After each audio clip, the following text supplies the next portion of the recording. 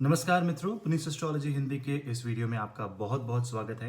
आइए आज जानते हैं गुरु के वक्री होने के कारण हमारे जीवन पे इसका क्या प्रभाव पड़ेगा और बाकी जो ग्रह वक्री हो रहे हैं बृहस्पति के साथ साथ उनका प्रभाव हमारे जीवन पे क्या पड़ेगा, कुंडली पे कैसा पड़ेगा, कैसे रहेंगे आने वाले महीने, इसके बारे में विस्तार से इस वीडियो में जानेंगे।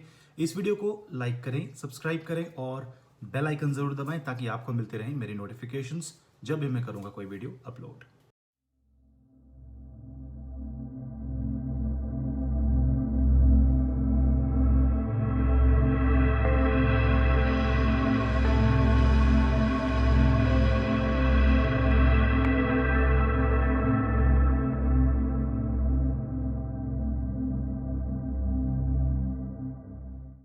बृहस्पति यानी कि गुरु गुरु का गोचर मकर राशि में अभी चल रहा है।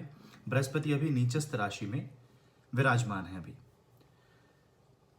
14 मई 2020 इस दिन बृहस्पति वक्री होकर के धनु राशि की तरफ प्रवेश करने के लिए अग्रसर हो जाते हैं।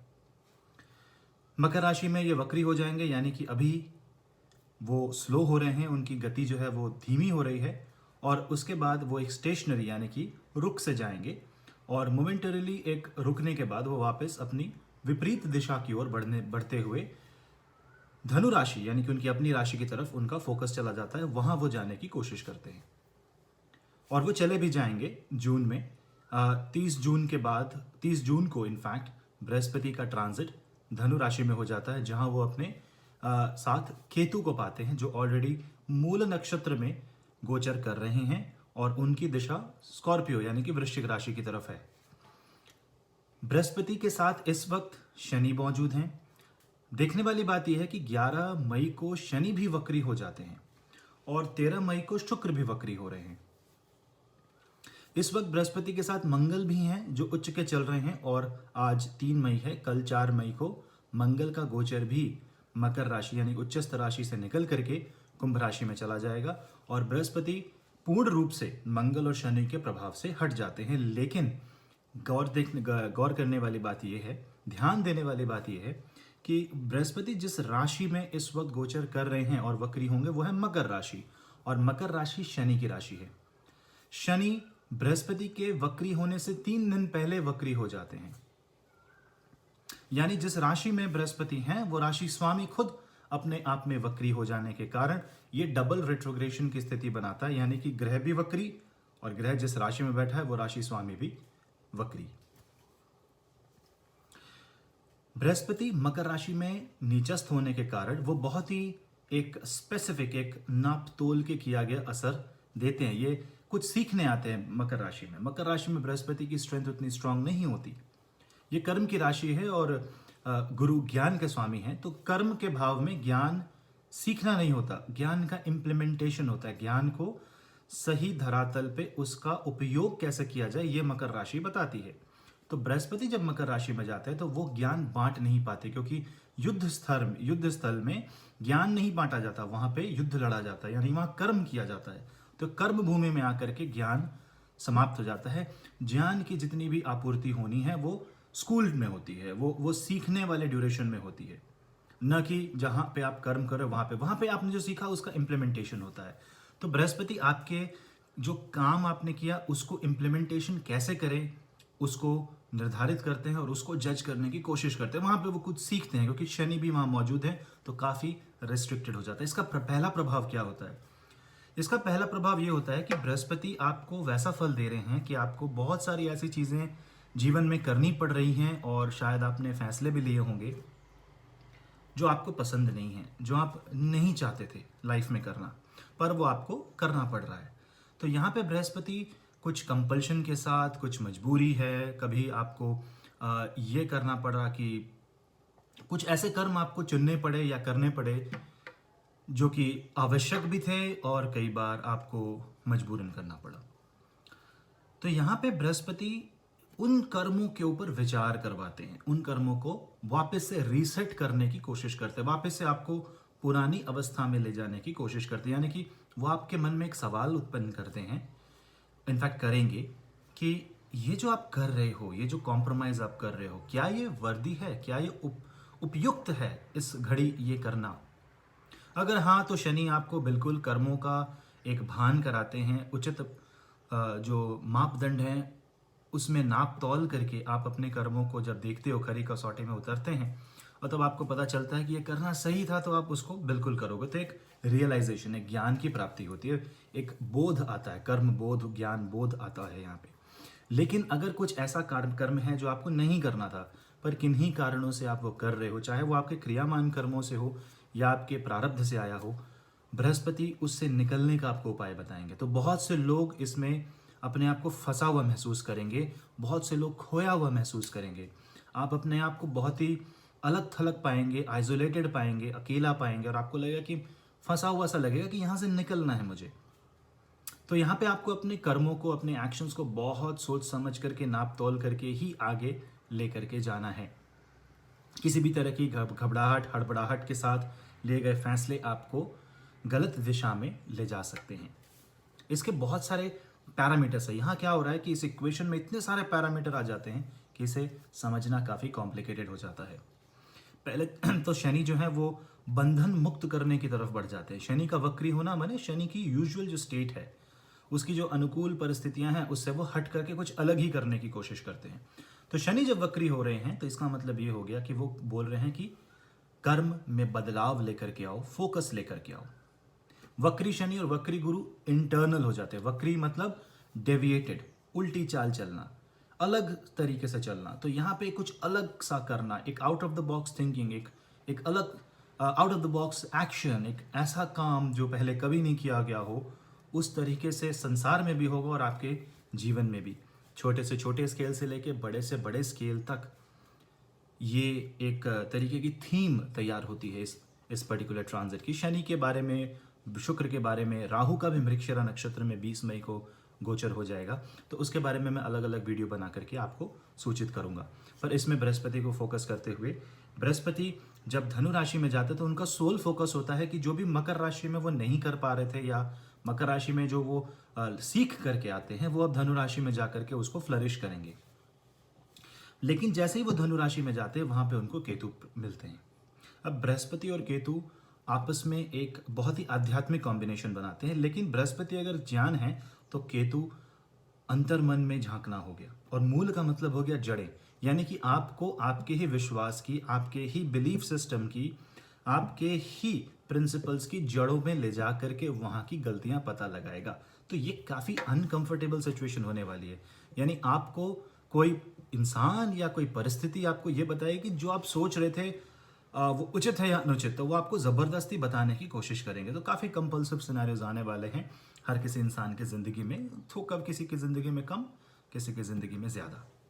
मंडेन एस्ट्रोलॉजी में, गोचर में अगर मैं बात करूं संसार पे कैसा होगा, तो जब बृहस्पति केतु के साथ मिलते हैं तो रूट कॉज एनालिसिस इसको बोलते हैं। यानी कि मूल धारणा पे विचार करना, मूल जो बेस है उसका, उस पे फोकस करके ये पता लगाना कि गलती कहाँ हुई, क्या गलत किया। तो this is where things reset back to zero. यहाँ पे वापस शुरुआत होती है, और शुरुआत कभी भी एक स्मूथ तरीके से नहीं होती। अगर एक काम को ले जा करके वापस सेटबैक लगता है तो वो जरूर किसी एक नेगेटिव सिनेरियो की वजह से, एक बड़े नेगेटिव सिनेरियो की वजह से वो सेटबैक लगता है। तो इस टाइम फ्रेम में कोई भी नया काम स्टार्ट करना, कोई भी नई चीज करना, कुछ भी ऐसा बड़ा करना थोड़ा अनुचित होगा। आप अपनी कुंडली का विश्लेषण जरूर करवा लें।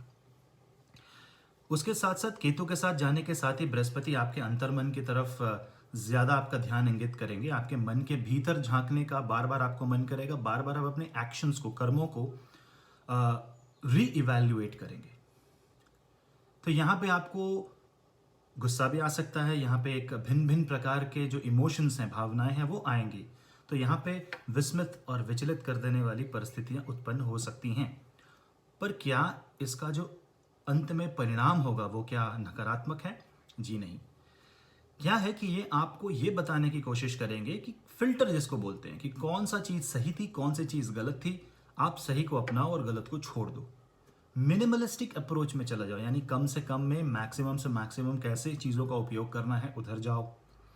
रेस्ट्रिक्शन में जाओ और नए नॉर्मल कहते हैं, न्यू नॉर्मल जो आएगा लाइफ में, एक नया एक नॉर्मल सिचुएशन जो क्रिएट होती है उसको एक्सेप्ट करो और फिर उसके हिसाब से अपना जीवन आगे बढ़ाने की कोशिश करो। याद रखें कि बृहस्पति के साथ साथ बृहस्पति पे केतु का असर होने के कारण यहाँ पे राहु का गोचर देखना जरूरी है। अब राहु बृहस्पति से सप्तम मिथुन राशि में मृगशिरा नक्षत्र में चले जाते हैं। अब राहु हो गया स्टिमुलस, एक्सटर्नल फिजिकल स्टिमुलस, मायाजाल है। तो और मृगशिरा का मतलब हो गया टू वॉन्डर, टू घूमना, यहाँ वहाँ हिरण की तरह। तो signal is coming from everywhere, बहुत तरह से एक सिचुएशंस आती हैं। तो कई बार क्या हो सकता है कि मल्टीपल रोल्स, मल्टीपल चीज़ें एक साथ, बहुत सारी चीज़ों को हैंडल करना। ऐसे सिचुएशन में शनि का भी वक्री हो जाना आपको गलत डिसीजन लेने पे मजबूर कर सकता है। मतलब यहाँ पे हो गया कि बहुत सारे ऑप्शंस आपके पास आ जाते हैं, कौन सा चुने। तो एक दुविधा, कंफ्यूजन वाली स्टेट यहाँ पे पैदा होती है बृहस्पति के कारण। इससे बचने के लिए आपको कम से कम बृहस्पति के वक्री से मार्गी होने तक का तो वेट करना ही पड़ेगा। बाकी आपको अपनी कुंडली ज़्यादा इंपॉर्टेंट है, ये तो बहुत ही जनरल प्रेडिक्शन है। आपको अपनी कुंडली गोचर विचार करना और महादशा अंतरदशा देखना ज़रूरी है। लेकिन अगर आपको थोड़ी बेसिक एस्ट्रोलॉजी आती है तो सबसे पहले आप ये देखें कि धनु राशि और मकर राशि आपके कुंडली में किन भावों पे उपस्थित हैं। चौथे भाव में और सप्तम भाव में है या 9वें भाव और 12वें भाव में है। वो भाव किन जीवन के किन अंगों को निर्धारित करते हैं वो आप लिखें, उन एट्रीब्यूट्स को आप नोट डाउन करें। फिर लास्ट सितंबर अक्टूबर के बाद से, लास्ट ईयर 2019 से आपने उन चीज़ों के प्रति क्या फैसला लिया, क्या आपने ऐसे जो डिसीजंस लिए उसको आप लिखो और वहाँ पे आप अपने आप को रिफ्लेक्ट करने की कोशिश करो कि कहीं मुझे इन डिसीजंस की वजह से तो गलती नहीं हो रही, कुछ गड़बड़ नहीं हो रही, और अगर हो रही है तो उसका उचित उपाय क्या होगा। ये काफ़ी डिटेल्ड एनालिसिस आपसे मांगेगा, विस्तृत विश्लेषण जिसको बोलेंगे हिंदी में। ये आपको काफ़ी अंदर तक हिलाने वाली ट्रांजिट है। प्रभाव इसका बहुत ही आध्यात्मिक होगा। तो इस वक्त आध्यात्मिक रास्ता अपनाना, अपने आप को भगवान के चरणों में समर्पित कर देना, और अगर आप किसी गुरु को मानते हैं तो गुरु की सेवा करना, ये सबसे उत्तम कार्य होंगे। और भगवान श्री विष्णु का ओम नमो भगवते वासुदेवाय, ये भगवान श्री शिव शंकर का ओम नमः शिवाय मंत्र का निरंतर जाप, जिसको बोलते हैं ध्यान करना, भगवान के ईश्वर को स्मरण करना, नाम स्मरण करना, वो आपके लिए बहुत आवश्यक हो जाता है। फाइनेंस वाइज भी अगर मैं देखूं, पैसों की दृष्टि से भी देखूं, तो बृहस्पति रीसेट कर रहे हैं चीज़ों को, तो इकोनॉमी भी रीसेट होगी। बहुत सारे कड़े फैसले लिए जाएंगे, बहुत सारे उतार और चढ़ाव आपको देखने में मिलेंगे, बहुत सारा एक नया नॉर्मल हो जाएगा। अब जो इन्वेस्टमेंट्स होंगी मार्केट में और जो भी आप इन्वेस्ट करोगे, आपकी लाइफ में जो फाइनेंसेस आएंगे, कंसिडरिंग जो भी सिचुएशन अभी चल रही है, उसके हिसाब से आपको काफ़ी कॉम्प्रोमाइज़ और एडजस्ट करना पड़ सकता है। ये आप मान के चलें कि सितंबर के बाद ही ये हालात जो है थोड़ा सुधरना स्टार्ट होंगे इकोनॉमी के रेस्पेक्ट में। इतनी जल्दी ये प्रैक्टिकली भी पॉसिबल नहीं है और ज्योतिषीय विश्लेषण के हिसाब से भी वो संभव नहीं है जब तक राहु कम से कम मिथुन राशि से निकल नहीं जाते। यहाँ पे थोड़ा देखने वाली बात ये भी है कि बहुत सारे राज ऐसे होंगे वो बाहर आएंगे, बहुत सारी सीक्रेट चीज़ें सामने आकर के खड़ी हो जाती हैं, वो आपको एब्जॉर्ब करना पड़ेगा। फिर बृहस्पति विवाह के कारक भी हैं, तो विवाह संबंधी चीज़ों में दिक्कतें आनी यहाँ पे स्वाभाविक हैं। तो विवाह में अगर कोई भी आपके इश्यूज चल रहे हैं तो उसको बहुत पोलाइटली, बहुत ऑनेस्टली और बहुत ही ईगो के बिना, अहंकार के बिना उसे टैकल करने की आप कोशिश करें। बृहस्पति से एक और चीज़ हो रही है, चूंकि बृहस्पति वक्री हो रहे हैं और वो केतु के साथ नवम भाव में, काल पुरुष के सैजिटेरियस नवम भाव में पड़ती है धनु राशि, तो इसका मतलब ये भी है कि आपका जो बिलीफ सिस्टम है वो टूटेगा। यानी कि आप जिन पे बहुत भरोसा करते थे, जिन बातों पे आपका प्रिंसिपल टिका हुआ था लाइफ का, वो री इवेल्युएट होगा। यानी आपसे क्वेश्चन पूछा जाएगा, बहुत सारी क्वेश्चनिंग होगी। आपके अपने जो मूल सिद्धांत, जो आपने मौलिक सिद्धांत बनाए हुए हैं जीवन में, उसको ही क्वेश्चन करेगा ये प्लैनेट्स करेंगे। जब आप वो क्वेश्चन करेंगे तो आपको जवाब देना होगा। और अगर कोई बदलाव, परिवर्तन लाने का अगर यहाँ पे कोई संयोग बनता है तो आप वो परिवर्तन ज़रूर लेकर के आए, उसको आप रेजिस्ट नहीं कर पाओगे। रेजिस्ट करने का मतलब हो गया कि वहाँ पे आप ग्रहों से युद्ध करना चाहते हो और इन परिस्थिति में आप युद्ध नहीं जीत पाएंगे। तो यहाँ पे समर्पण की भावना, बदलाव की भावना, अपने आप को ऊपर उठाना, असतो मां सद्गमय की जो भावना से ओतप्रोत होकर के अगर अपने आत्मविश्लेषण करते हुए अगर आप आगे बढ़ते हैं तो आपको कोई समस्या का सामना नहीं करना पड़ेगा। एक बात ज़रूर आपको यहाँ पे मैं बात बोलूँगा कि अगर आपकी हेल्थ इश्यूज़ हैं तो हेल्थ संबंधी चीज़ें, खासकर धनु और मीन राशि और लगन वाले जातक, और अगर आपके अष्टम भाव में धनु या मीन राशि पड़ती है तो आपको थोड़ा हेल्थ का यहाँ पे ध्यान देना पड़ेगा। सेहत संबंधी विकार उत्पन्न हो सकते हो कि मूल बेसिस में जा करके वो चेंज कर रहे हैं, जड़ें निकाल करके एक नई जगह स्थापित कर रहे हैं। सो रिप्लांटेशन ऑफ लाइफ होने वाली है यहाँ पे। तो अगर बॉडी के अंदर कोई भी विकार है तो उसको बाहर ला करके वो ठीक करने की कोशिश करेंगे। बृहस्पति का मूल यही पर्पस होगा कि वो बाहर आए ताकि आपको पता चले कि आपके साथ ये प्रॉब्लम है और आप उसको ठीक कर सकें। बस आपको उसको इग्नोर नहीं करना, आपको उसको पूरा जो भी आपको होलिस्टिक हीलिंग समझ में आ रही है, अच्छा खाना खाएं, सात्विक भोजन करें और बिल्कुल भी किसी भी तरीके का व्यसन ना करने की कोशिश करें। उससे बॉडी के लिवर पे इम्पैक्ट पड़ेगा और बॉडी के बाइल प्रोडक्शन एसिडिक होने के चांसेस ज़्यादा होते हैं। हाँ, बृहस्पति जीव कारक हैं, केतु के साथ मिलते ही फिर से कुछ एक नया एक आउटपुट देखने मिल सकता है इसका, लेकिन इसका मतलब ये भी है कि रूट कॉज एनालिसिस, जड़ पकड़ में आती है, और जब जड़ पकड़ में आती है तो उपाय भी निकलते हैं। यहाँ पे थोड़ा पॉजिटिव सकारात्मक सोच रखने की बहुत आवश्यकता है, क्योंकि बृहस्पति अकेले वक्री नहीं हो रहे हैं। यहाँ पे शनि का वक्री होना भी बहुत बड़ा असर देगा, क्योंकि बृहस्पति से द्वितीय हैं शनि। द्वितीय होने के कारण अगर आप देखें, बृहस्पति को अगर मैं लगन पे बिठा दूं, यानी कि बृहस्पति से लगन बना दूं, यानी धनु राशि को मैं लगन रख दूं, अब शनि सेकंड हाउस में बन जाते हैं, यानी कि वो 11th हाउस को देखेंगे। यानी बृहस्पति जो कि विजडम, प्रॉस्पेरिटी के और धन संपदा और समृद्धि के कारक ग्रह हैं, उनके सेकंड यानी कि लाभ स्थान और 11th आय स्थान पे शनि का पूर्ण प्रभाव होगा, which is going to be good, क्योंकि शनि एक तो अपनी राशि में है, मकर राशि, दृष्टि भी तुला राशि को दे रहे हैं, लेकिन यहाँ पे चूंकि इन हाउसेस को शनि कंट्रोल कर रहे हैं तो काफ़ी अनयूजुअल, यानी कि आउट ऑफ द बॉक्स बहुत सारे मैकेनिज्म्स आपको करने पड़ेंगे, आपको संभालना पड़ेगा। तो खर्चों पे नियंत्रण करें, व्यय बहुत सोच समझ के करें, व्यय का अनुमान लगाएं, और अपना जो पैसा है जिसको बोलते हैं save for the rainy day, यानी कि विपरीत परिस्थितियों में बचाएं, उसके लिए पैसे बचाएं। ज़रूरी नहीं कि कुछ नेगेटिव ही होगा, but just to be on the safe side खर्चे थोड़ा कम करना आपके लिए उचित होगा। सिर्फ आवश्यक चीज़ों पे ही आप अभी अगले 5-6 महीने खर्च करने की कोशिश करें। ऑब्वियसली हम देख पा रहे हैं कि करियर वाइज भी लोगों को काफ़ी दिक्कत आ रही है। वो दिक्कत देखिए प्रैक्टिकल जो होनी है वो तो समाज में, जो संसार में हो रहा है वो तो होगा, लेकिन इसका मतलब ये नहीं कि सबके साथ बुरा ही होगा। आपकी कुंडली में अगर बृहस्पति और चंद्र की पोजीशन और शनि की पोजीशन अगर अच्छी है, खासकर बृहस्पति और चंद्र से अगर बृहस्पति की स्थिति देखें तो वो अगर काफ़ी अच्छी है, खासकर अगर चंद्र से बृहस्पति उपचय भाव में है, 6, 10, 11, 3, 6, 10, 11 हैं चंद्र से, तो बृहस्पति काफ़ी ज़्यादा पॉजिटिव फल देने वाले हैं। और साथ ही साथ आपको ये भी देखना है कि बृहस्पति अगर वीक पड़ जाते हैं, कमज़ोर हैं आपकी कुंडली में, षटबल में कमज़ोर हैं, अष्टक में कमज़ोर हैं, या कुंडली में ही नीचस्थ हैं बृहस्पति, तो थोड़ी दिक्कत आपको आ सकती है, रेजिस्टेंस आपको फील हो सकता है, डिप्रेशन आपको आ सकता है, उदासी आ सकती है, बार बार आपसे कोई सवाल पूछ रहा है और आपके ही अप्रोच और चीज़ों को क्वेश्चन करता चला जाएगा, तो बड़ा ही एक मन में एक खटास सी आ जाती है कि क्या हो रहा है मेरे साथ।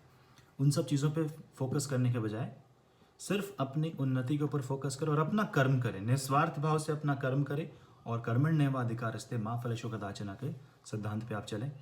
इससे आपको बहुत बहुत लाभ मिलेगा।